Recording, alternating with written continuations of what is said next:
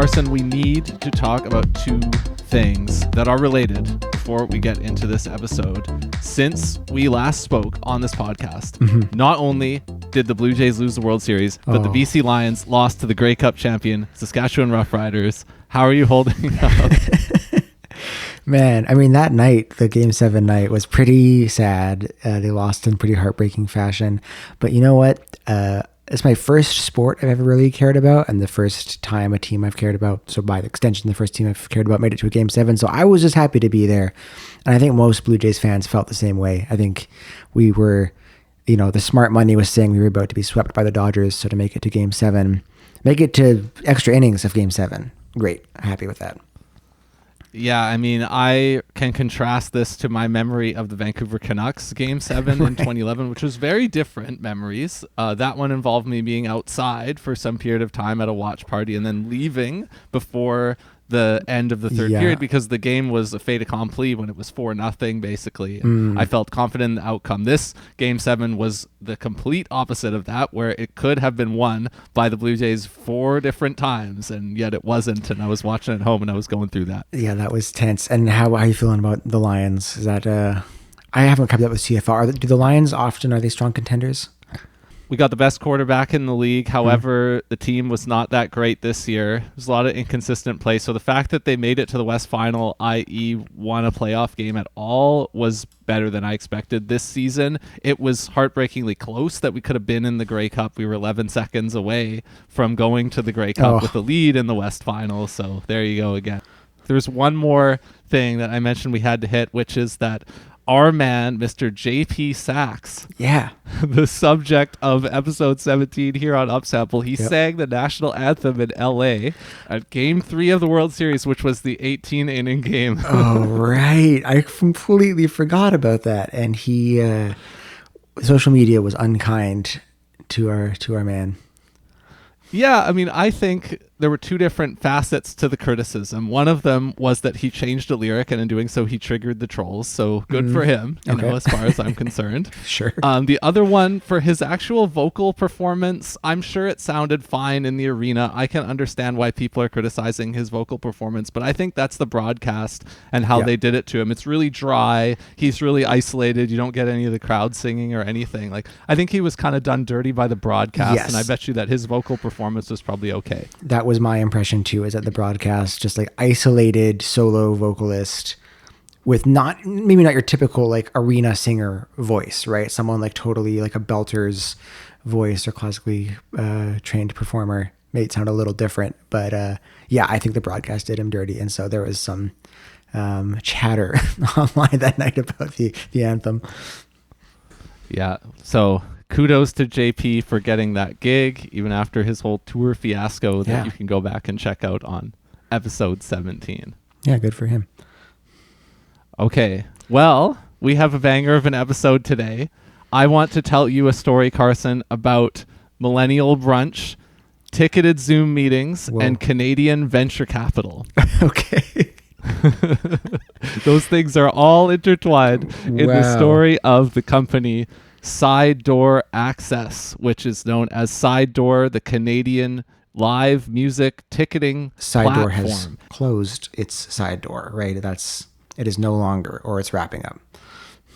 That is correct. Yes, on November 4th, on their website, Side Door announced that they are winding down the company, as they put it, by the date of December 31st of this year. So they are not going to hang any shows out to dry. There are artists who use this platform today. There are hosts who use this platform today. It's a 2 or 3-sided marketplace, because then you and I can go and buy tickets to shows on this platform. All shows are going to continue to happen through the end of this year. However, you are not allowed to set up new shows and do anything after December 31st, because this company is going to wind down their entire product at the end of this year.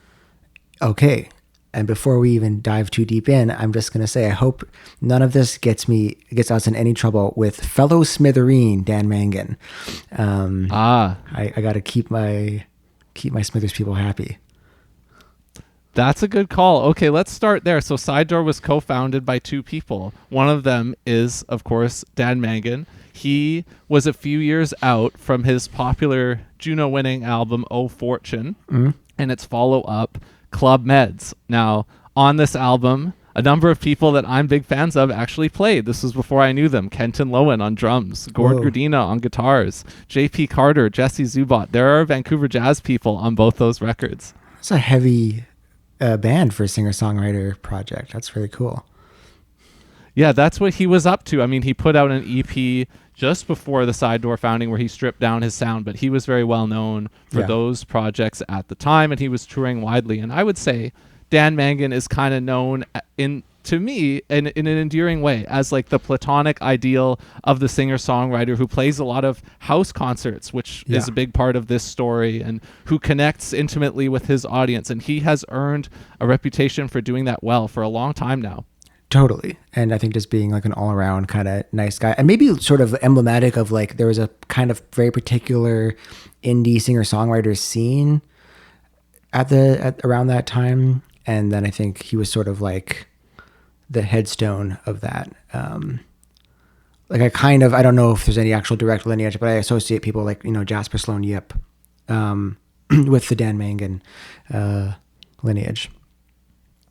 Yeah, well, Dan Mangan was kind of the face of Side Door, but the CEO and the person steering the ship is Laura Simpson. Laura Simpson is from Halifax, where she has based the company for its whole ride. She had been a music journalist, then she went to work for Music Nova Scotia in comms and in what they call, in the old school industry world, export development, which is where you talk about how you bring a Canadian artist out onto the world stage, a sort of business development kind of weird term that you wouldn't use so much these days, I would think. Maybe I'm wrong. But Simpson founded another initiative of her own called the Syrup Factory, under which she had been hosting house concerts since 2011 and also offering artist services as a line of business. But Simpson was a host of house concerts, and Dan Mangan was a prolific performer of them. All right. So those two, I reached out to Side Door, as I did reach out to many people, which we may or may not get into, on behalf of Upsample here, you and I, to see if either Laura or Dan would join me for an interview on this show, and they declined. Okay. And we wish them all the best.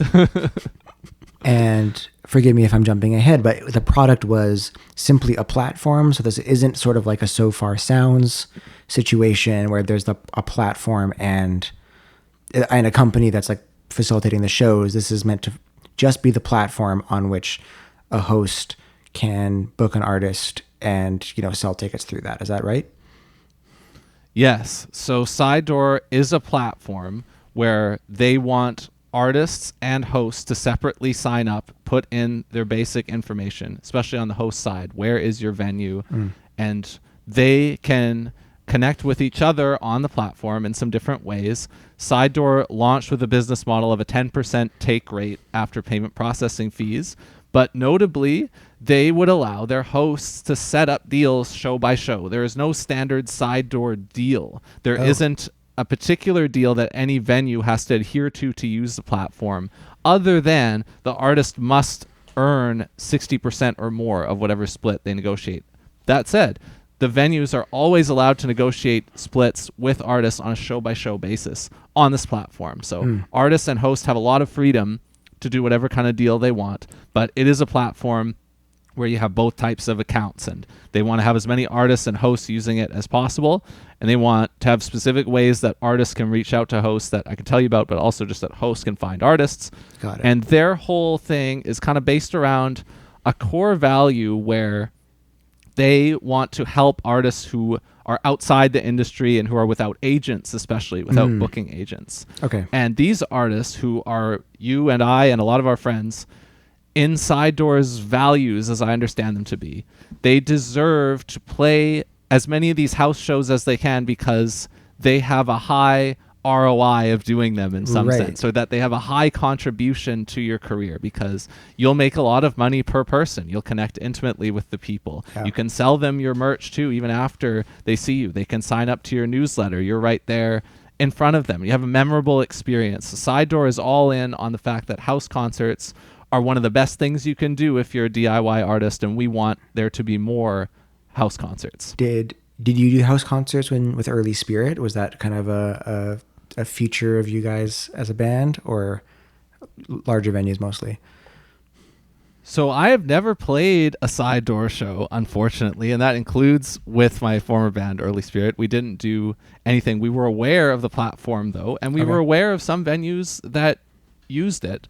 I just don't know. I don't remember using the platform myself to settle a show or anything like that. It's possible that we did, but I don't recall doing it with Early Spirit. But it was the right time, and we'll start talking about the timeline too. I touched side door in a different way that is part of its second act in this 3-act play that's now coming to an end, I guess, which is through COVID. They did some remarkable things, and that is the only time where I started to think about it a little bit more. Right. But we can begin in 2016. At the beginning of 2016, Mangan and Simpson were introduced by a mutual friend, Halifax artist Rich Aucoin. If you don't know his music, you might actually like him. He makes electronic music. Oh, cool. Okay. Sweet. Rich Aucoin knew them both, and he knew that they both wanted to do more in the house show space and knew that this was important to them because he would have known that Simpson was hosting and that Mangan was playing. And so Rich Aucoin puts them in touch, and they met up for brunch because, of course, they did, because they're two millennials in their early 30s at this time. Yeah. They met up for brunch in Halifax at the Lord Nelson Hotel restaurant when Dan Mangan came to play with Symphony Nova Scotia. He had concerts where he was going to play what the promo event text called spectacular symphonic folk rock. So that's what brought them in touch, was his gig doing that. Man. Yeah, it's a very, it's just 2016. That's like very, brunch time.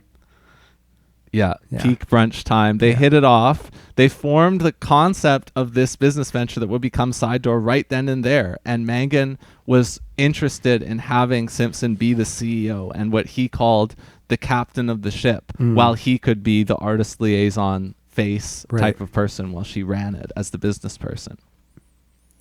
There's another video that Dan Mangan made much later that I think speaks to Side Door's values that I'll bring up before I go further, which is where he's talking about what the platform is in an Instagram reel where he's trying to introduce it to a lot more people. And he says, there's something really special about off-grid shows.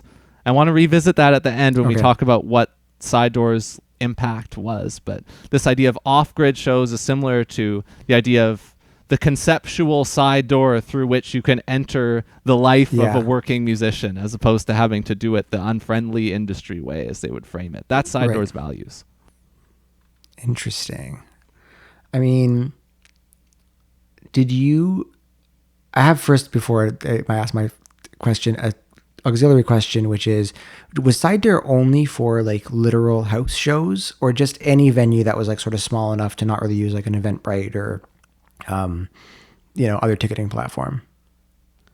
That is a great question. They would say, and they had said this for years in their marketing, they would want to emphasize the fact that to them, quote, as they would say, every space is a venue, or every space is a potential venue. And they, of course, want to have as many hosts on the platform as possible. So they want that to be your home, or they want that to be an artist space or some kind of industrial artist space or anything. Small town cafes, that kind of vibe. Yeah, a variety of spaces.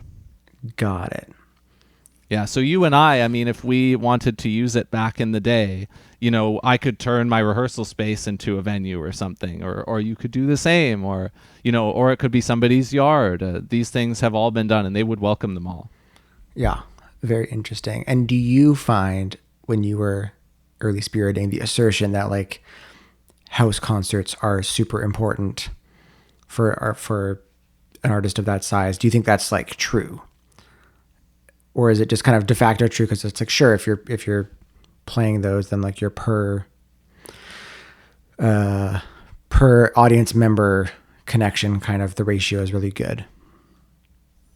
I think so. I mean, I've certainly played house shows, and they are very valuable, and they do provide lasting connections. So yeah, I can attest to that I would give a good case study if I was an artist on Side Door, because I mean, we played lots of shows in places that we wouldn't have otherwise been able to find a venue to play at. And they talk about this right from the jump, because in April of 2017, Dan Mangan puts out a survey on his Facebook page, on his own Facebook page, and he gets what he calls overwhelming feedback.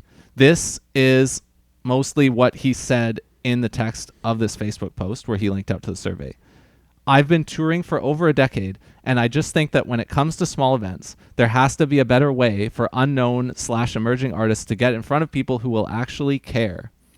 Even better known bands that I know would gladly tour more in remote communities if they knew they could count on having quality experiences and that people would come out to see them. End quote. So he is on the wavelength that we were just talking about there, where I benefited from playing house shows because they were often in places where that was the best place for us to play, because we didn't quite have the firepower to sell tickets like a big art center if that's the only venue, and then there's like a crappy bar gig or something and we would rather play a house show, right? So many of the responses to his survey, they wish for more acts to come play in their smaller communities along those lines. Yeah, I mean, growing up in Smithers, which is a very kind of artsy community with pretty strong ties to, I would say, like the Vancouver, music scenes. I think that's definitely the case. And I think Smithers is an example of like where that worked well because there were people who knew the artists, right? So artists could come up and like know they had a place to crash and a place to like put on a show in either one of these like very small venues or in someone's home. Usually it was a small venue because it's not too hard to book. What Smithers had was the old church, they called it, which was just like a nice, 50-seat venue. But I could see, the neighboring communities probably were like a little less connected to Vancouver. And I don't know why an artist would like go up there and it would be much harder to make that connection.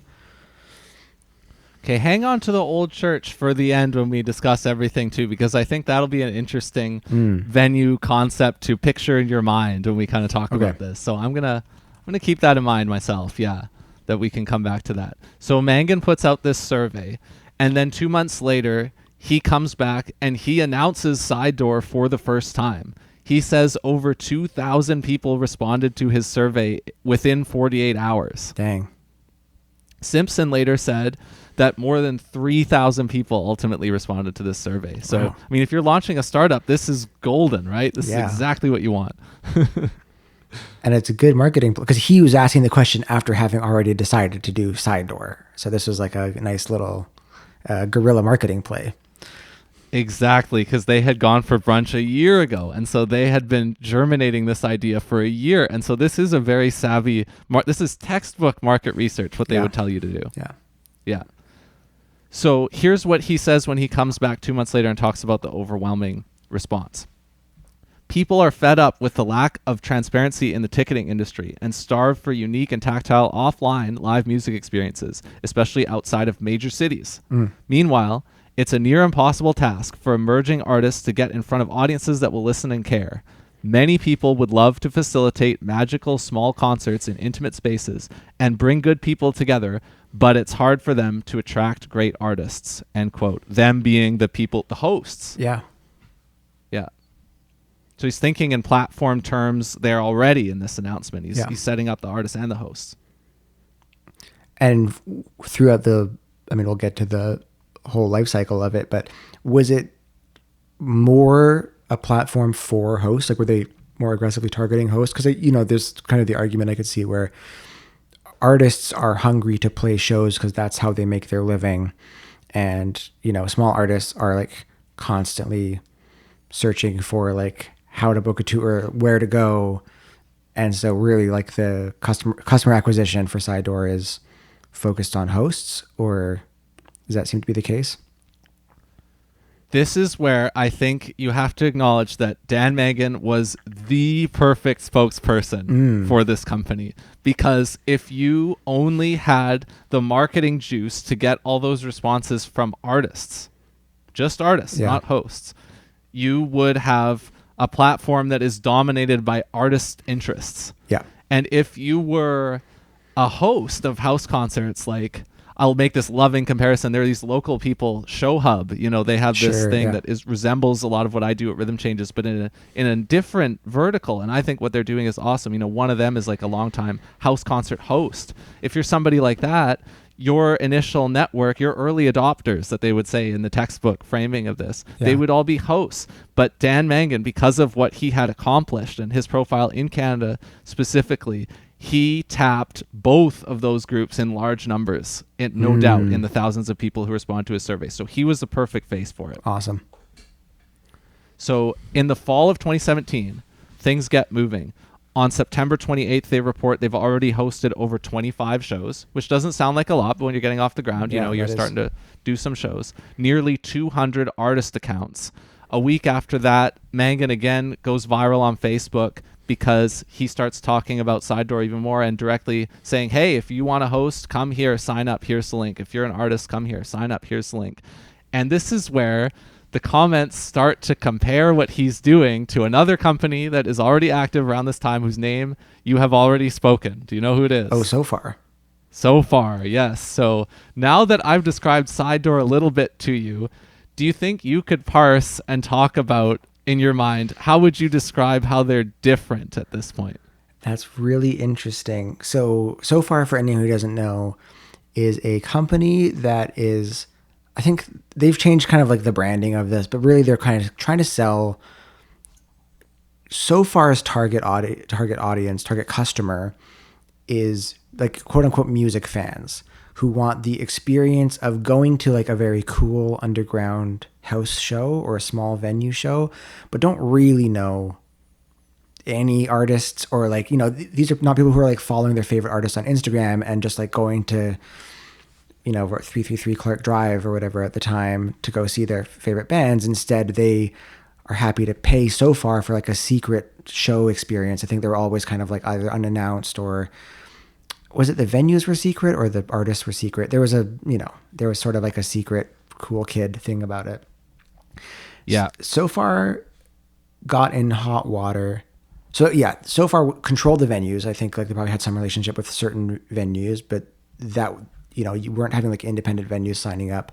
So Far would ask artists to play, and it was considered like a big exposure play. I believe they also filmed the concerts. I'm speaking in the past tense. I think So Far is still going. That's right. And you know that because you've already said the E word, that this is going to be something that artists are not going to be too fond of, perhaps. Yeah, exactly. So because it was a big exposure play, I believe artists were either not paid at all or paid very little. Like I remember that was part of the controversy. And I'm guessing when, at the time, even in 2017, when Dan's like promoting Side Door, that some people are going like, this is sounding a little bit like So Far. And they're a little bit suspicious of a new company.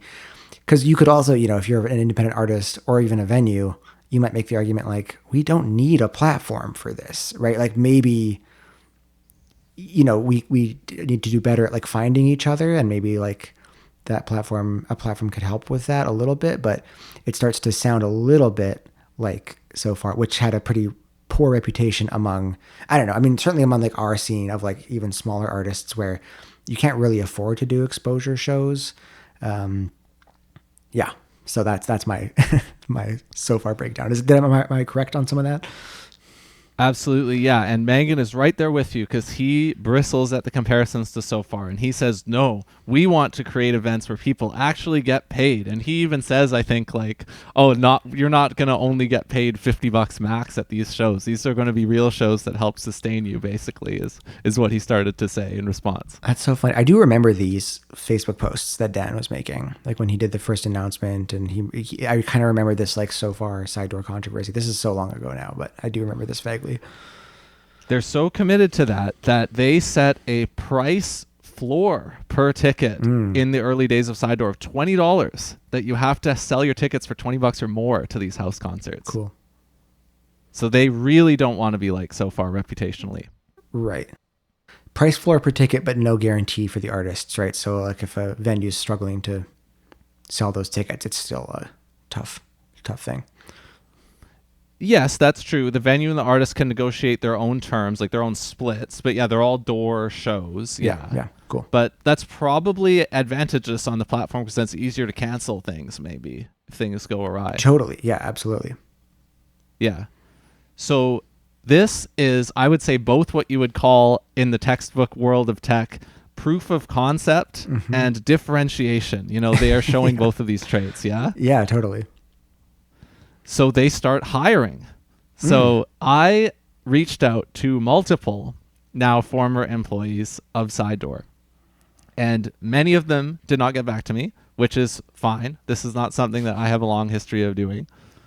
So I know I could have improved my success rate by approaching that a little differently, but also that's just how it goes. However, one did. And it just so happens that this person was one of the very first employees of Side Door. I'm not sure if she was actually the first, but this is somebody named Lee Brown, who is the customer relations manager at Side Door. That was her ultimate title. Cool. She did respond to my inquiries from our Upsample podcast here. And she told me, I have been with Side Door in one capacity or another from the very beginning. I helped out with some casual work, and then in late 2017 was officially hired on full time. So they are already hiring a full-time person. Really, in that same fall when they're just starting to do shows. And then similarly, Simpson says of this early time on a later podcast that I found she did, she says, there was a co-working space in town for tech companies, and I just hung out at it like it was a singles bar for developers. Yeah, I mean, that's what co-working spaces kind of are. That is kind of what they are. And she found one in due time because the company starts to ramp up at this point. I did not manage to contact any developers for Side Door. I thought that would have been very fascinating. So if you are one of those people, I would still love to hear from you. Please. This is in Halifax, right? That's right. Okay. Yeah, this is all going down in Halifax. So they must have had some funding to make these hires. Now, in this period, which is all kind of act 1 of 3 here, these are early days, Side Door had received a total of $500,000 in, quote, private investment and public funding from several government and industry programs, end quote. So that's a mix of what you would call like a friends and family round and grants, which are better than investments, I guess, because they're like awards and you don't have to pay them back. Mixture of those things. I was able to identify one person who was an early private investor in Side Door. His name is Joel Slenning. He's the founder of a US-based healthcare recruiting firm. He appears on Crunchbase. And I found out why he was able to make this connection to be an angel investor in Side Door. He is Mangan's brother-in-law. Oh, cool. Interesting. Wow. So it's good to have family connections who are in the business world who are down to do these things. Deep in the weeds in the research on this one, I just want to say that's a good pull. That is the case. Yeah, he's American, I guess. So yeah, no, that was an interesting finding that I kind of found out at the last minute. I was like, who is this guy? That's awesome. So in 2018, they start rolling. I pulled a user story from a host, somebody who wrote on his own blog after hosting a Side Door show about his experience hosting a show. This guy's name is Corey Stumpf, and he's apparently out of Kamloops, BC, so not far from here.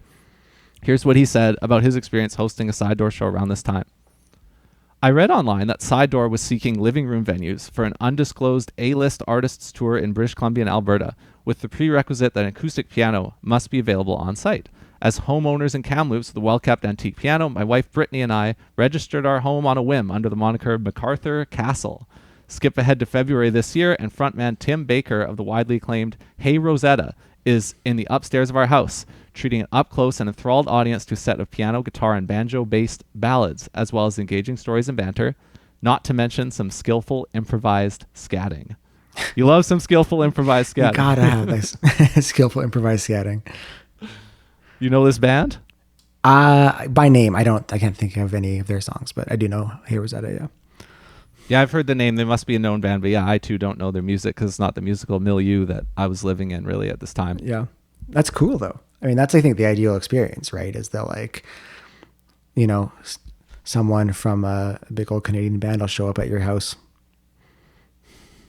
Yeah, and this is still in what they would call the beta period. They're still building it. In March of 2018, they host their 100th show. A month after that, they lower their minimum ticket sales pricing to, they wanted to be principled and differentiate themselves from So Far, but they lower it to $15 instead of $20. By the end of the year, they presented more than 260 shows. And then they arrive in February 2019, and this is where they put down the pin of the official launch date of Side Door, February 27th, 2019. Mangan does an interview with the radio station, and he talks about, quote, spaces all over the place being underused. He talks about, quote, there's all these gatekeepers that stop artists from getting anywhere in the industry. He is bringing the concept as widely as he can. He gets featured on CBC, starts to get a lot more press around this time in 2019. So keeps rolling. They get a grant or a prize of some sort from a business accelerator in Moncton, New Brunswick called Propel. Okay. They get $25,000 grant and a $30,000 investment. And this is where the investing story starts to get a little bit more visible to us. And it's kind of funny because this is a world that does not match the kinds of companies that you work with. Yeah. This is not a world that I have experienced myself. But apparently, out there on the East Coast, there are these Crown Corp VC funds. Like there is one in Nova Scotia called Innova Corp, Nova Scotia Crown company that manages a VC fund for Canadian startups. There's the same for New Brunswick, and this is the source of the $30,000 investment that matches the cash prize. Like this is not something that is in the circles that you run in. No. That would be great if, I could be just working for a little company that's funded by a provincial Crown Corp VC instead of, I don't know, Andreessen Horowitz. I have not done any investigations into how well these funds do or who they've backed or anything. So that would be more fun that we could have some other time. Or even what there is here in BC. We're going to talk about an actual private, real VC firm in BC eventually in this story. But they get this support from the East Coast, and this is in 2019, right? So by the end of 2019, there's an article that reports Side Door has 6 employees. Okay. So we're getting real. The burn rate's getting real. Yeah, I imagine they are with 6 employees. They are bleeding money. That sounds, because if they're still kind of just doing like hundreds of shows a year, even if it's 2x the previous year, I can't imagine they are making money. We'll pick a good spot, maybe in Act 3, to do some napkin math about how much they were able to make. Okay. But first, we have to get through 2020. And this is the crucible of the Side Door story. And this is where I started to hear other people talk about it for the first time. This was undoubtedly the crest of the company and what it, I would say, is going to be known for, which is that Side Door, a Canadian-grown tech startup in the music space, became the first, like by days after the breakout of the pandemic, and I would say the most popular platform for not only Canadian musicians, but just awareness of musicians in general. Certainly for Canadian artists is what we're talking about, to play live-streamed ticketed shows. And on March 18th of 2020, they began to offer the option of presenting online shows. That is, I believe, 5 days after COVID. Yeah, 5 days after kind of the government, like, we didn't have an official shutdown date or something, but that's crazy. And I think that speaks to the capacity that they built in a short time as a small tech company here in Canada, that they were able to utilize the tech that they had put together for like a fresh purpose that just hit them in the face. I would be so curious what the tech stack was to support the streaming. I wonder if that was like they were still just using the platform to facilitate the ticketing and booking and then just using a paid Zoom. That is correct. Okay, that is great. What they did. They did not handle the video streaming. They were a Zoom wrapper ultimately for these shows. The tech was in the platform.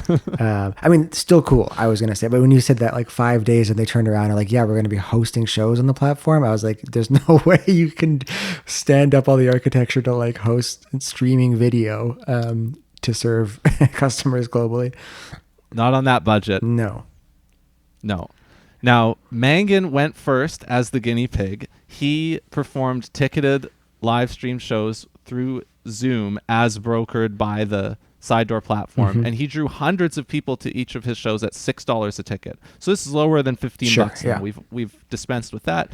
But he has several hundred people tuning in to these Zoom shows. And again, this is the right man for the job. This is somebody who wants to see you and say hi to you and feel like he's connecting with you when he's performing. So that makes total sense to me. They waive their take rate like Bandcamp Fridays, which also Nice. starts at around the same time. They waived their take rate early on.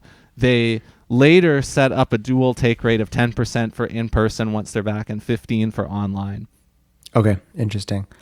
And you might be getting to this, but around this time, you also were beginning to think about dabbling in something like this, presenting live shows, distanced live shows.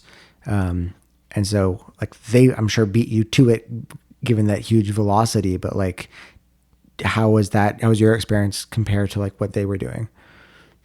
Well, we wanted to be a host of these online shows. This is what we wanted to do. And we did kind of have our little run of experimental shows. My friend who had a studio near me in New West and some of our friends, we kind of stood up an ability to do live stream ticketed shows of this nature out of his studio. And we tried a few of them and we wanted to keep doing that. And we were really considering doing it on Side Door. Like we just wanted to be a host. Sweet. And do it on that platform because we figured that that's how we could reach the most people. Yeah. We didn't end up getting it off the ground. We kind of only had our little experimental run of shows that we did before that. But that was I would say that was our plan, or at least that was cool. That was kind of what I thought we would do with it, was we would be a host on this platform called Side Door that emerged as a big player in the COVID performance story. Yeah. Very cool that you fit into that story. And this makes sense because, as we know, it's in Side Door's DNA that artists deserve fair pay from each concert goer. They're actually fighting a very powerful force out there that says, oh, these live streams should all be free. They shouldn't be ticketed. They don't deserve. Do you recall this sentiment? For sure. Yeah, I definitely do. And it was both because there was a lot of free stuff happening online, like a lot of, professional artists were just like on Twitch. This is where our boy Timbaland got started, was, being on Twitch because he couldn't leave his house. And so you could have like the world's preeminent hip hop producer on Twitch, and on your computer for free, for like hours a night, or watch a show of small artists, and that might be ticketed. And so I think there was a little bit of a, the entitlement of like, hey, everyone's in their homes. There was also this time where like the economy felt like it just like didn't matter, or was sort of like on pause, like that nothing should kind of cost anything if there was an option for it to not, which of course completely forgets that these artists have to live, and their whole income stream and their whole way of making a living was completely disrupted by COVID. Yeah, I got one more example of somebody in our neck of the woods who did this in the height of it in 2020 on Side Door. There are live streams out of the second floor gas town, as engineered by our man Dave Sekula, who I am a dunce for not reaching out to among all these other people I reached out to. We could have got him to say what his experience was like doing that, but he was live streaming out of second floor gas town shows on Side Door. Those were on Side Door. Okay, so we have played a Side Door show because that was, wasn't that like September 2020? That one was a ticketed live stream.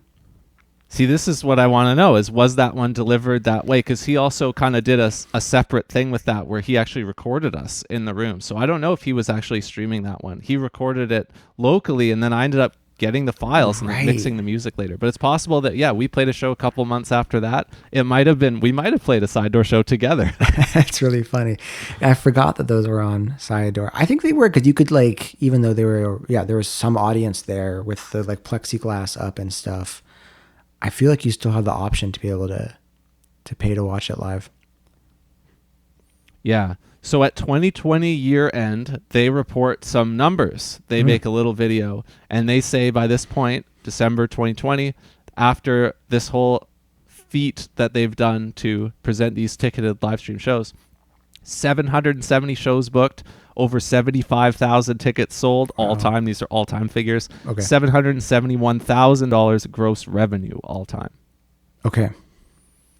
Now, I actually would say that it's not gross revenue. That should be called gross bookings or receipts, because that's not the company's revenue. The company's revenues, we figure 10-ish% of that, right? Which is not a lot. Yeah. Yeah. Interesting. And they, at some point in COVID, they like put their take rate back to 10-15% or whatever for an online show. That's right. They're growing. People are becoming aware of them. They can tell this story of how, they lived up to their values and they stepped in to help artists, which is true. Yeah. Very cool. And this leads to June of 2021, okay. where a Vancouver-based VC firm called Rhino Ventures leads a $3 million US for some reason. I have no idea why it was actually denominated in US, but a $3 million USD round of investment into Sidedoor. And it's at an $8 million valuation, according to later statements that they made. So, we just said that $770K in revenue, right? And we imagine what their take rate of that is. So we're probably around 100 times company revenue here. Is that right? Yeah, man. This is related. Have you ever seen the show Silicon Valley?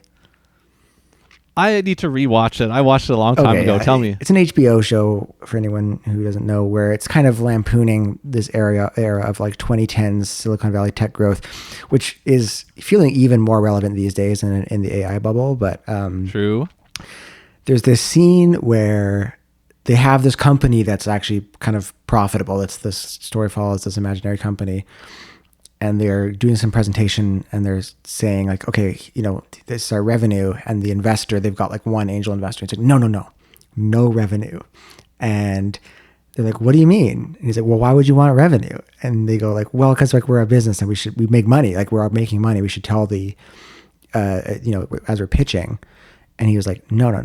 If you tell them your revenue, it's never going to be enough. If you say your pre-revenue, then your valuation is infinite. And so I can already see the trajectory of this where the VC firm comes in. They see one number they like, and then they say like, okay, here's the valuation we're going to give you, which is like some ridiculous. And boy, is it going to feel interesting if we're like 6 months from now talking about an AI crash where some of these like valuations are like 100x the company's revenue or something. Yeah, so that's what that made me think of is like as soon as they're like, hey, like we're doing pretty well, like $700,000 or and some firm is like, great, big investment, can't wait so we can get our 10x out of you guys. I'm going to be, this is only tangentially related to that, which is very funny. I'm going to be really catty here and say that the pre-revenue advantage was felt in some recent creative VC grant results where I didn't get something and somebody else did. Yeah, exactly. Yeah. It would have been better to say like, I don't know, or I don't make any money from this or something, right? Which is so funny. I'm on rhinovc.com to see their other. Oh yeah. Give it to me. They got some solid names. I mean, the biggest one is Clue with a K. What's that company? I think it's like competitive sales data. It's a B2B platform. I believe they sell competitive like software sales info. Article, who I got one to mention too. STEM Health. What's your one to mention? I want to mention Thinkific. Have you heard of Thinkific? Yeah, I have, but I don't know why I haven't heard of Thinkific. So I'll tell you a little bit about it. I don't know that much about it. I didn't investigate into it at all. But Thinkific is Vancouver founded. It's like a course selling. It's like Shopify for course selling. Yes. Okay. It's not a Skillshare. It's not like a course selling marketplace, but it's like a course selling website and management, tool. Now, if I was to just tell you June 2021, just dropping a point on the timeline, and I was to ask you, like, what is the state of venture capital? What is the state of investing at this time? How would you describe the state of investment at this time? Frenzied, right? Because we're like we're kind of about to hit the real, like 2022, I think is the real crazy, where it's like anything's, the company I left had reached some like $30 a share price or whatever. That's kind of, and so there was like investment. It was kind of free money, right? Because interest rates had gone effectively to, this is like zero interest rate. And 2022, they start going up. Yes. Yeah. So like the 2021 is just like, it's free money. Nothing matters anymore. The economy, there's like this kind of push because everyone's scared that the economy is actually really shaky post-COVID. But as long as we can just like keep pumping dollars in, we're fine. It's all fine. Number go up. That's, and thankfully that stopped and we never thought like that ever again. Of course, of course. So on that note, in 2021, Rhino Ventures had an IPO with Thinkific. So they had a big exit.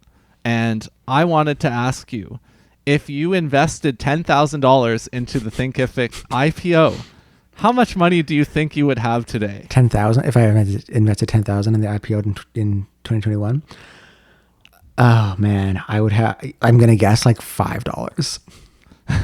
Well, no, 5,000. Basically, because the answer is $1,386. Yeah, I could see that, man. So what that represents is, at peak, this is just after IPO, they had a 1.25 billion market cap. Today, market cap is 127 million. So there you go. That's the 2021 bubble popping. But I'm sure Rhino sold. I'm sure they did really well. I'm sure they're doing great. So that's an interesting, like, big investment for what I assume was a fairly small player to them. And it's interesting to see, like, an arts organization, even though it is a tech company, it's structured like a tech company, to get that kind of attention and investment from a VC firm.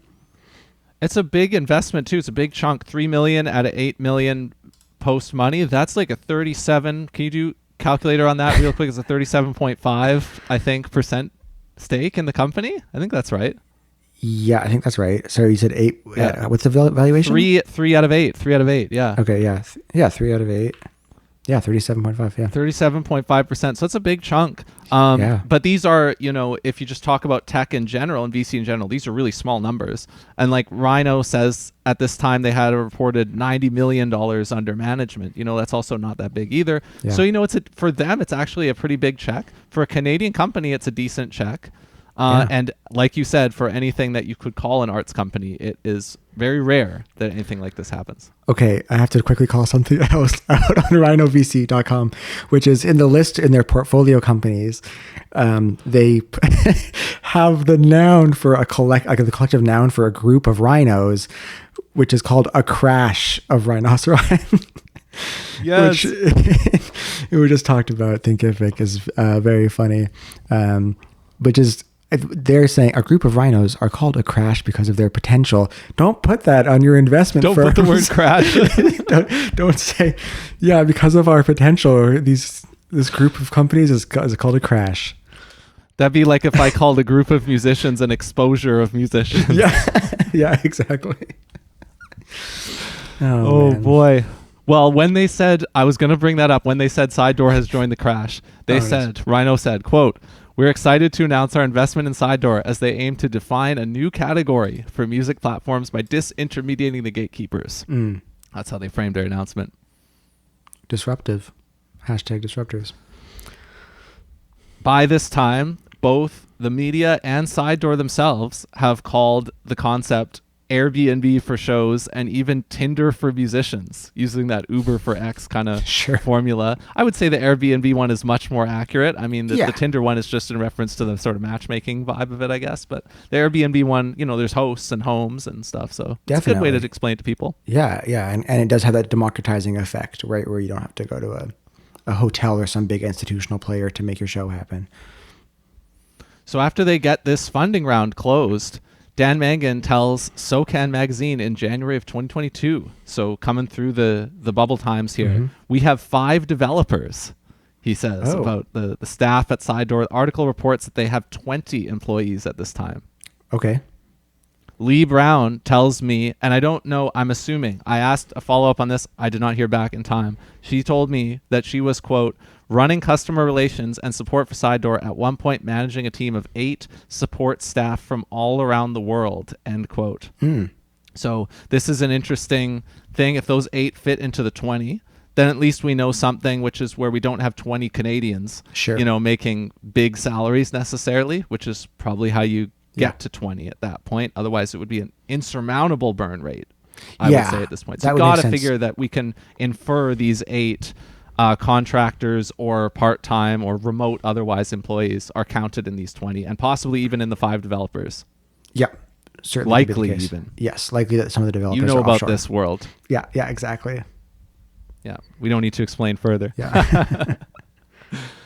And then in August of 2022, we're starting to get to the point where in-person shows are coming back online to various extents, different places. So Side Door has had all this energy from facilitating these ticketed online shows, but now the in-person world is starting to come back. So they do a platform redesign, and they specifically brand the way that artists can reach out to venues on the platform with a name. They call it a show call. Okay. And what a show call is you as an artist, you basically get an email blast, for lack of a better word, to all host accounts who are located in certain areas and or are available on certain days and or meet other criteria that you have. You're able to like filter for different kinds of hosts that you want to contact all at once instead of like having to reach out to them individually. Sweet. They brag about how these show calls have high open rates, email based, I'm assuming. Maybe there's an on-platform notification, but they say way out in 2025, they say there's over 80% open rate on hosts. Sweet. Opening show calls. And I think that the show call concept is key to understanding where it goes from here, because I didn't really know what it was. You know, I think this is a tough thing to we're getting away from the like, we're not so far because we actually pay, we're Airbnb for shows. We're getting away from the easy concepts to communicate. We're getting into the nitty gritty, right? Definitely, which it probably was a pretty cool feature of the platform, but again, hard to explain to a layman why exactly that matters. And like, the ease of like an artist blasting to many different venues, pretty cool, but getting a little bit abstract. This is where I start to notice what I would consider to be Side Door's primary challenge, which is getting venues to host as many shows as possible. In particular, getting any given venue to host their first show. This is like one of the key platform onboarding challenges that you'd have to face, right? This is like one of the things that if you were Side Door in this time, this would be something you would want to measure and that you would want to improve as much as possible, is how can we get more hosts to not have 0 hosted shows all time, but at least 1 and more? Because I imagine it's quite easy to sign up. You just click a thing and you're thinking like, in theory, sure, I could host a show. But as soon as like someone's actually reaching out and being like, hey, next Wednesday, can I, whatever, further in advance, you'd go like, I don't know. Exactly, because you can't even complete this process on your own. You can't host a show on your own. You got to have an artist. Yeah. So it's a complex thing. It's funny because they've just kind of shifted the existing problem right or left, right? Where like a venue signs up and it's like your house or it's the little cafe that you manage and own. And you're like, oh, it'd be cool to have music here sometime. You do that. And then an artist reaches out and you're like, well, I don't know them. And like, I've never heard of you. And like, what do you mean you're going to be in town for a night? Like, I guess we could, but we could, you know what I mean? And you've just, the same problem that caused the need for Side Door has just shifted into the platform, where it's like, it's just kind of tough to make that connection really happen. There's a lot of steps, or you could say there's a lot of friction, but there's a lot of steps that you have to go through. Each user has to go through in the marketplace to make the platform grow. Yeah, totally. Now, a couple months later in 2022, and you can still watch this episode through CBC Gem, Simpson and Megan go on Dragon's Den. Oh, really? The episode airs on November 3rd, 2022. They request $500,000 for 5%. So that's a 10 million valuation that they're working with at this point. A little bit more than the Rhino valuation. Yeah. They get a dragon to invest. Wow. Arlene Dickinson invests $500K in Side Door. Pretty cool. Dan Mangan plays a song. They talk about it. Dan Mangan actually, he gets the JP Saxe treatment a little bit. That's funny. We were talking, I think when I watched the episode, I think he got the exact same thing that we just said happened with JP Saxe. Super dry. Yeah. And it's funny because like Dan Mangan is phenomenal. That's really fun. But like I was watching it with Vez, and Vez was like, oh, he doesn't sound very good. And it's like, we both talked about why. That's really funny. Yeah. But they get an investor. They get one. And that is despite strong skepticism from the Dragons about their revenue.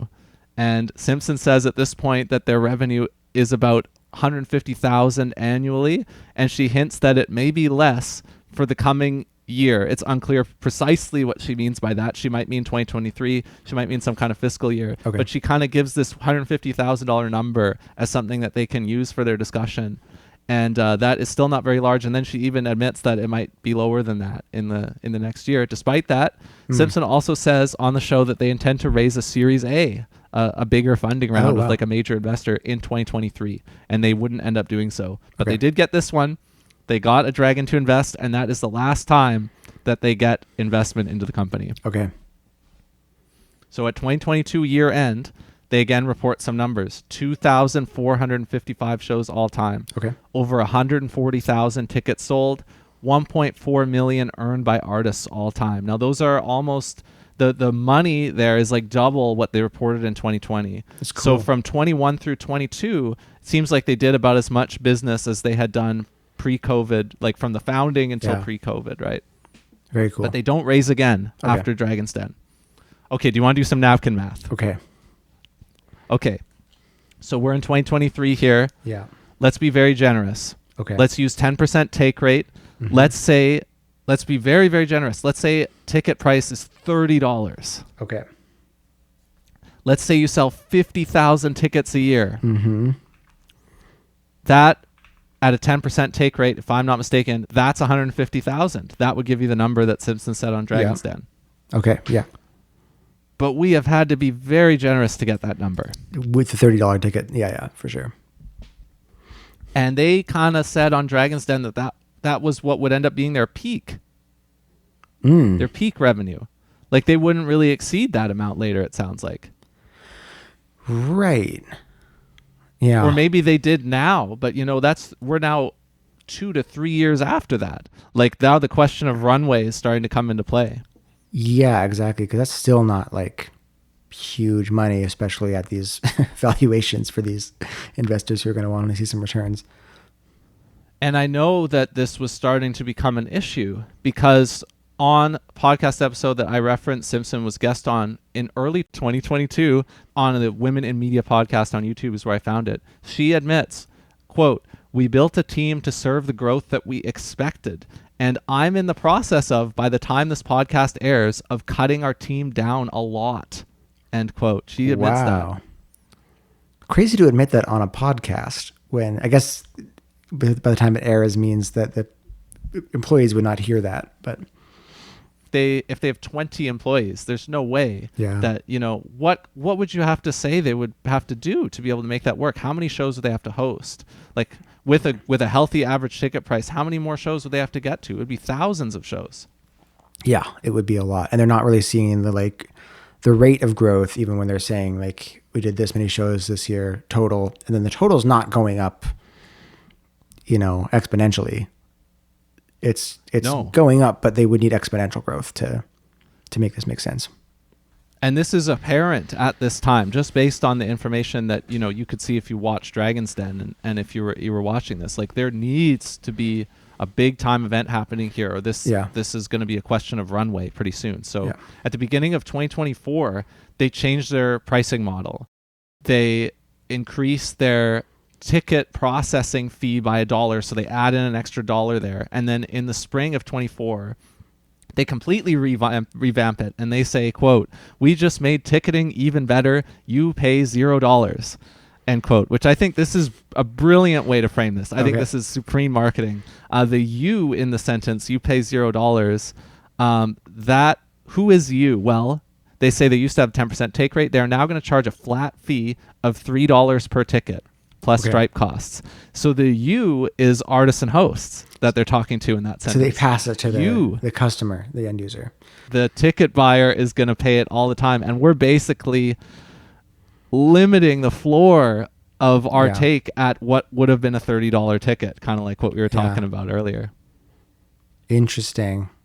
So they can always just guarantee that. And that's the other thing, right? Like that in SaaS companies, you need your like recurring revenue, and like keeping that firm, because like there's always going to be churn. You're doing everything you can to like make things less volatile in a very volatile market. Yeah, they're gaining. Instead of getting $1 on a $10 ticket, they're going to get $3 now. Instead of $2 on a $2 ticket, they're going to get $3. And they presented it very well in their marketing, so I appreciate that. Yeah, I mean, also on a $50 ticket, which I'm sure there's not that many of, they only get $3, right? So like, they probably looked at some numbers and like, okay, really, we're seeing a lot more like $15 and $20 shows, and this $3 fee to the end user is probably like fairly palatable and makes the company more financial sense. Yeah. Before we get to the current year, I just want to mention there were 2 Vancouver venues that I noticed on the Side Door blog, whom I reached out to, didn't hear back from in time. They are Aperture Coffee Bar Main Street, which is a place where a lot of young jazz musicians play their first shows. It seats 28, so it's very small and easy to sell out. They still use it. Their Side Door shows still appear on the gig list at Rhythm Changes. They have been month over month. So they have been a long-time user of Side Door at Aperture. Sweet. Easy to administer if you're a cafe. Yeah. And then this one I wish I could have found out about in time. They mentioned Green Auto. Green Auto, long-time users of Eventbrite, big-time presenters. But apparently they doubled up on their platforms and they use Side Door, what looks to me like in addition to Eventbrite for a brief period of time. I don't know what happened there, but they made enough of an overture to Side Door that Side Door featured them on their blog as a venue that was going to use them. They didn't keep using them as far as I know. They just kept going with Eventbrite. Pretty cool. So, don't know what happened there, but those are 2 venues that are in our city that have used it at some point. Interesting. So how does it all come crashing down? Well, in June 2025, Simpson starts a Substack. The beginning of the end is all it's a Substack. Well, I mean, she launches with the first post that talks about how she wants to offer accountability and stuff, and the intention is quite good. Now, she locks most of the posts as paid posts. She also pauses subscriptions by the time I found out about it. So unfortunately, I wasn't able to obtain any of her paid posts, but one of them, the first one, remains a public post. And in it, she says, quote, "Last month," which is June 2025, "we hosted more shows than ever before on our platform, 83, and we hit our revenue goal for Q2. This is how CEOs talk," she says in parentheses. "But we've never been profitable," which, we assume. Yeah. She continues, "Because we're not sure we'll get the revenue needed to survive for Q3, we have cut and are still cutting our budget, including our dear staff, so that we can try and get to profitability before our funds run out. By September, I will be running the platform full-time on my own with a few hours of contract support from dedicated former employees who have been laid off but want to keep helping," end quote. Wow. One of those employees was Lee Brown, who I talked to. Oh, okay. A true believer in the Side Door mission to the end. Lee Brown said to me, quote, "If we," being Side Door, "if we could have lasted forever, there's nowhere else I would have rather been." Oh, that's so nice. Man, that's a tough L. So, and then she eventually follows that up with like a closure announcement of some sort, or just saying that like that's the end of the runway. Well, on July 8th, so after the Substack, they post on the Side Door blog, "We need your help." Title of the post. They say, quote, "As a startup, we've been very fortunate to build and operate as a result of private fundraising efforts, but we're nearing the end of that runway. We are trying to make the critical leap to sustaining ourselves through revenue alone," end quote. And you got to figure that at this time, they know that it's not going to work, and that you just have to say something, right? Because they've probably laid off almost the whole staff by this point. Yeah. You don't come back from that. You just can't. When you are down to just the CEO running the whole thing, I mean, it's dire straits, right? Because you're compromising the end user experience. You have no one. I'm assuming the CEO can't like fix a bug on the platform if a customer was to report a bug. It would be it's life support at that point. And then, September, that moment that Simpson references in the Substack comes, where at that point she claims she's running it on her own. 2 months later, November 4th, they announce that Side Door is winding down. The next day, Mangan goes on CBC radio. He restates, "We just don't have the volume to keep it going." He also says, quote, "Maybe it could be acquired." Because you got to throw that out there. You never know. You never know. Rhino gets another exit. So that is where we leave off the story, because that is 2 weeks ago now, as of the time that you and I are talking. So until December 31st, the efforts of Laura Simpson, CEO, are going to continue to allow the Aperture coffee bars of the world to continue hosting their shows on the platform until the end of the year and give them time to figure out what's coming next. And then in 2026, platform will be no more. Man, well, pour one out for Yep. Side Door. That's too bad. And I wonder, like, as you know, we're recounting all this, and you know, when the VC fund gets involved, I wonder, you know, if there's like some counter story that might have worked for them, right? Like, I think this is a classic tale, and like tech companies, especially at that time, all often run into that problem, right? Where they get some funding, they get maybe slightly too big for their boots in the effort, like, you know, the logic of like you have to spend money to make money, where if like we're just investing a lot more in this platform and doing a lot more and growing our staff, then we will necessarily grow the volume that we need to like generate the revenue to keep this thing going and make this a profitable enterprise. But you wonder if there's like some point that they could have seen the writing, that like looked at a graph and gone like, okay, we hire 5 more developers or customer service people or whatever.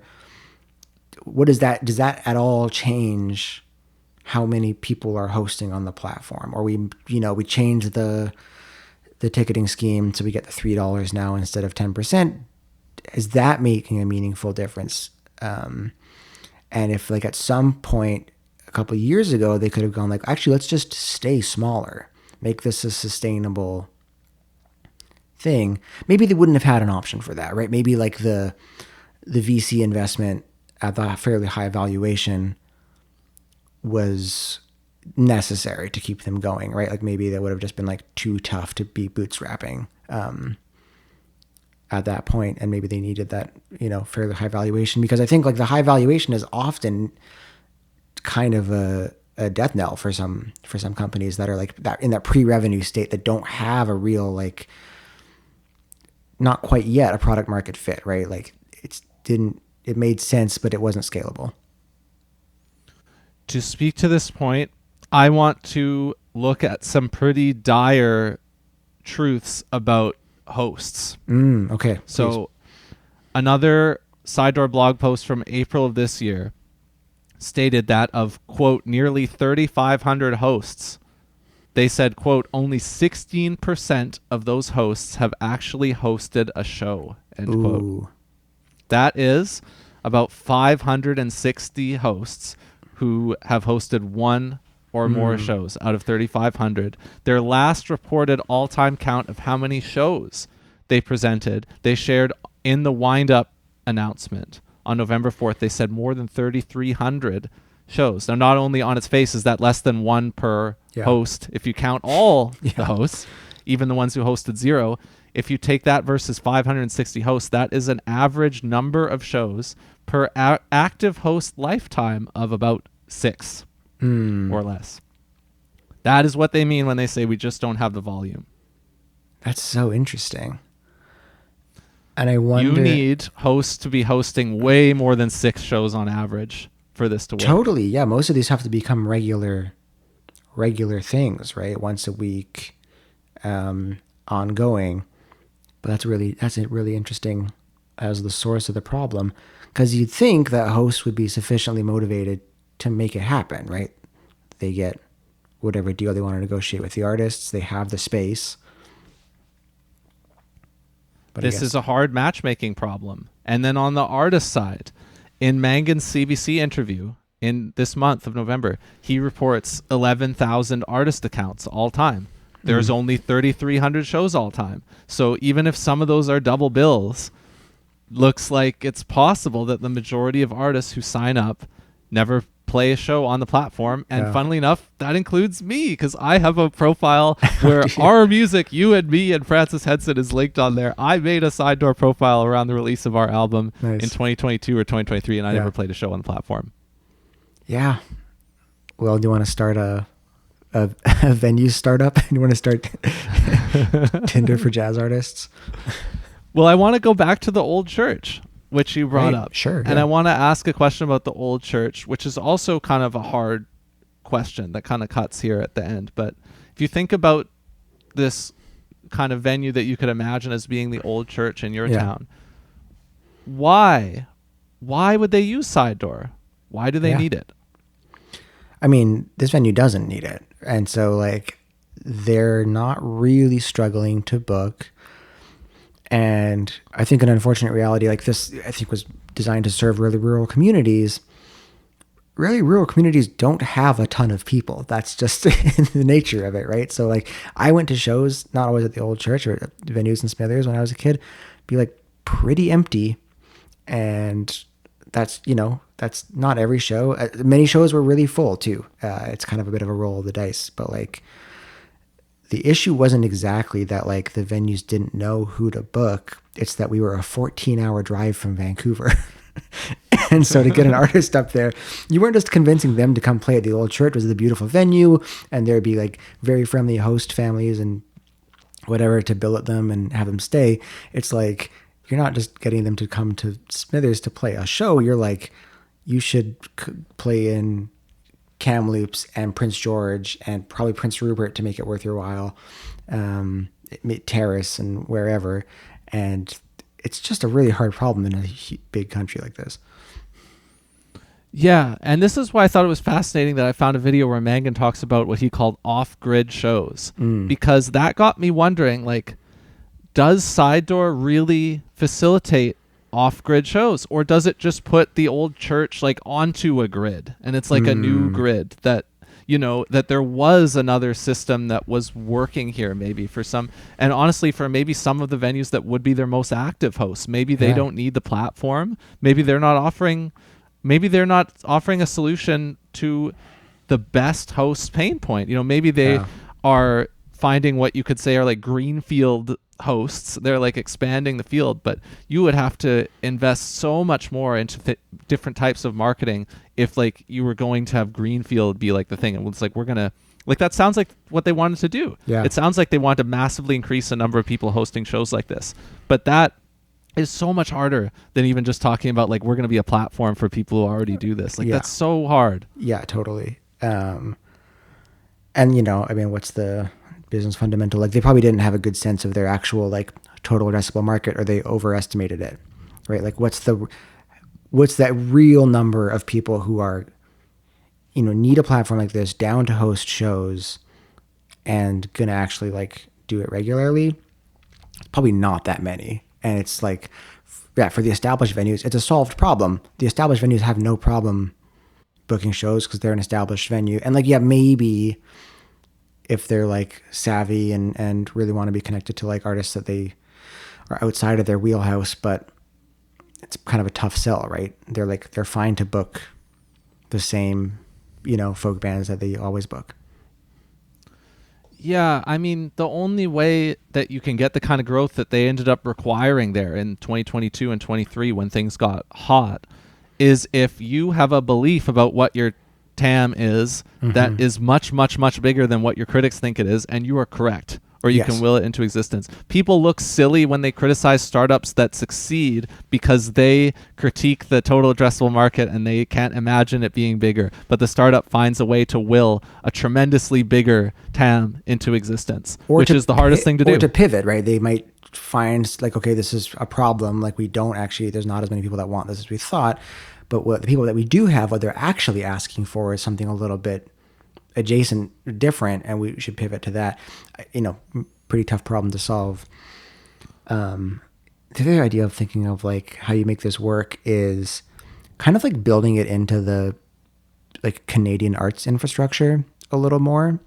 Like, if they were, I don't know how you would accomplish this, but like if you get a Factor grant to tour, and it's like a condition or a feature of the Factor thing that it's like, okay, you're going to book a house show, you're going to book a set of tours, and you got to do it on Side Door. And so like, there's this advantage for like, the grant is helping the venues as well. And you're sort of like funneling artists and venues onto the platform in that way. That's like maybe the only way I could see it working, because it's like, again, in Canadian arts, we talk about like you kind of just need the government juice and maybe not Rhino. As offensive as that is to my neolib priors to my ears, that is true that would that would work. That would have worked. Something like that. Yeah, exactly. Yeah. And I mean, the whole online shows thing in COVID, it wasn't a pivot really, like in retrospect, like it was something that passed them and they seized it. They seized it, but you can't say it's a full-on pivot of the company that they could have reoriented around necessarily. No, and it's good that they didn't, I think, because like I think that companies that really tried to pivot around some sort of COVID thing, like no one liked attending a live show on the internet. That was kind of a bummer, and it was just like a poor substitute for. It was better than just staring at your phone, but really, people were happy to go to shows again when that was available. Yeah. Yeah, so that is the lay of the land on the live performance side of things that we can look at it. If we look at it through like the Canadian VC lens again for a second, like do we think that there was a way that these two clearly, honestly entrepreneurial Canadians, do you think that they were well served by this system, or was there something else that should they have moved to the US? Should they have taken this to SF? What is a way that they could have been better served by either our homegrown VC system or by any? Like where could they have been better resourced, do you think, based on what you've heard us talk about today? I mean, the only thing that I'm thinking about is like from a talent incubation standpoint or a I don't know what their board situation was, right? Like if there's someone telling them, I'm sure one of these VCs or investment funds, like we're giving them some kind of advice, but they're usually not like super close to the leadership. And so to have someone in an advisory role who's like run a company like this before to go like, okay, you got to be careful about what you're doing here. Or like, don't overextend yourselves or helping them make different decisions. But really, I think it's impressive, the funding that they got. And I think they were well served, right? By both, was it Nova Scotia's like provincial, or was it? Yeah. So they did like a business accelerator program in New Brunswick, and they got like a co-invest from like the provincial VC Crown Corps of New Brunswick and Nova Scotia. Yeah. Yeah. So that's cool. Getting investment from Rhino. Always, our biggest investment firm, Dragon's Den, and biggest Canadian investors. I think they did very well for themselves. Like, yeah, maybe if they had done this in Silicon Valley, there would be like more crackpot people who would be willing to give them more money. I don't think more money would have helped them though, right? Like they would have just made the problem bigger and take a little bit longer. But like a larger valuation or like more, if they had raised a Series A, I don't think that, that would they still run into the same position. And that's the finish line right there with that question is if you've flowed more money through everything, was there an operational thing that could have delivered them the growth that they needed if you resourced as much? Maybe not. I'm guessing maybe not, but I'm not a real business boy, so I don't know. No. That's why I think we got to look at this story as a really cool story and an admirable effort by these two and by all their employees believed in them to such an extent, and like they believed in it to such an extent. Yeah, I think that's very cool, and it's very cool to hear the day one employee say like nowhere else she'd rather be, right? Like that this is a very special place to work at, it sounds like. And I think a lot of these like pre or early stage kind of startup-y companies can be either a nightmare or really awesome to work in. And it sounds like this was a really awesome one that was doing something very cool that just for reasons outside of its control didn't quite pan out. And so, yeah, props to them. That's very cool. Yeah. Well, we made it. Yeah. Props to you for doing all that research. That's very interesting. I appreciate you. I have had entirely way too much fun exploring this one. What did you think of what I just made you go through? That was awesome. I was, both very interested in learning about this, and I hadn't spoiled myself on this. We have a notes doc that we share, and so I didn't read any of this. I was like, I don't know anything about this. As you were talking, I was remembering I'd seen actually the early Facebook posts and stuff, but I thought that was fascinating. Very cool stuff. I was spoiled the fact that Sidedoor had wound down. I knew that was the case. I knew that was the impetus for this conversation. So, yeah, props. That was awesome. Quite a fun thing for me to discover that we could try and do here, and hopefully a template for either things that I can do at Rhythm Changes or other things that we can do together in the future. Yeah, totally. Some deep dives. That is awesome. Do you have a recommendation for the folks at home?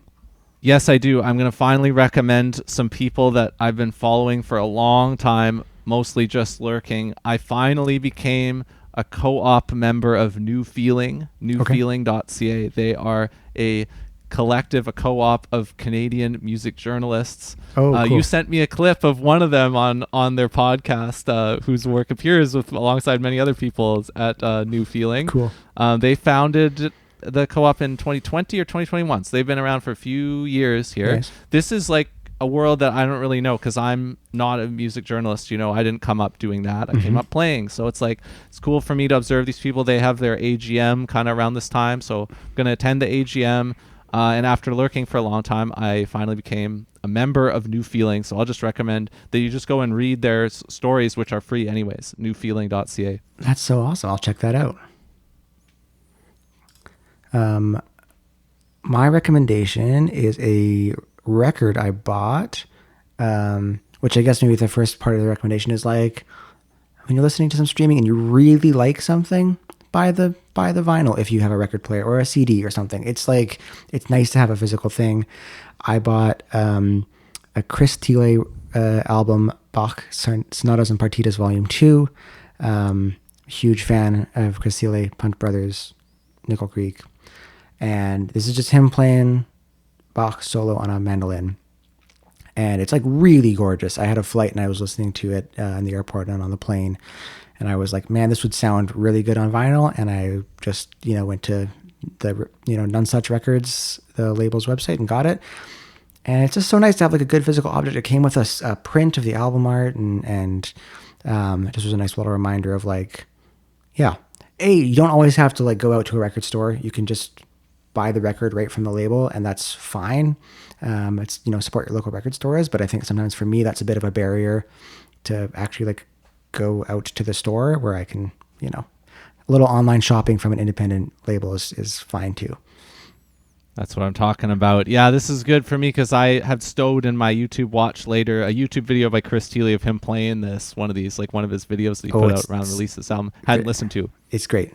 You should do it. And I have not yet watched his Rick Beato interview around the release of this album. Oh, boy. But I got to watch that too. I'm sure there's going to be lots of good gear talk about Chris's old mandolin. Our next episode can just be a full stream watch along of. Yeah. This is a Beato fan cast. The BFC. Yeah. I'll leave, just because I'm particularly feeling myself at an hour and a half in almost, I'll leave a breadcrumb here. There's somebody who played, Chris Thiele took over a Prairie Home Companion after Garrison Keillor was no longer there and retitled it Live From Here. And this is a singer-songwriter that I'm referencing here. Somebody who appeared on that show at least a couple times is going to be the subject of something else that's kind of large-ish that I'm working on at Rhythm Changes in the next little while. So I'm looking forward to bringing that to you. Very cool. I'm interested to hear more. All right. Well, that was tons of fun. Pour one out for Side Door. And we will return with a couple more, if I'm not mistaken, 2 episodes of Upsample for 2025. So have a good one, my friend. I will see you again soon. All right.